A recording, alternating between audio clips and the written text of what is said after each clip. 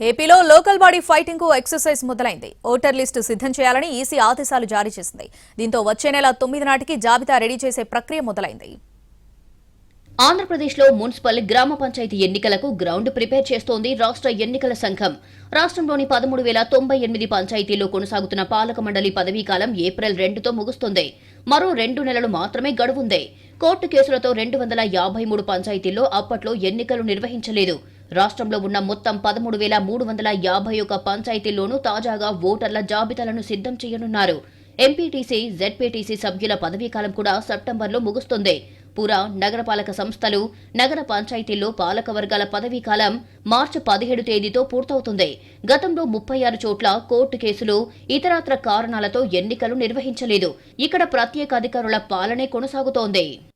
రాష్ట్రంలో ఉన్న 123 పట్టణ స్థానిక సంస్థల్లోనూ డివిజన్లు, వార్డుల వారీగా ఓటర్ల జాబితాలు సిద్ధం చేస్తారు.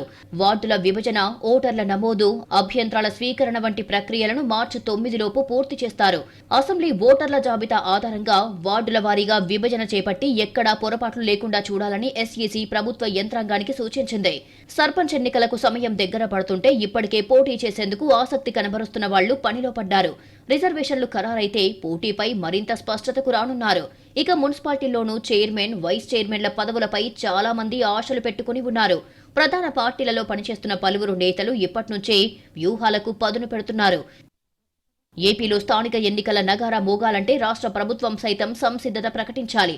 ఆర్థికంగా కావచ్చు, స్థానికంగా సిబ్బంది, ఇతర అవసరాలు అందుబాటులోకి తేవడంలో ప్రత్యేక ఏర్పాటు చేయాల్సి ఉంటుంది. అలాగే ఇటీవల ఎస్ఈసీ రాష్ట్ర ప్రభుత్వ సంసిద్ధత గురించి తెలుసుకుందా లేదా అనేది కూడా తెలియాలి. గత ప్రభుత్వంలో స్థానిక ఎన్నికలు నిర్వహించిన విధంగానే ఈసారి కూడా స్థానిక ఎన్నికలు జరుగుతాయా లేదా అనేది తెలియాల్సి ఉంది.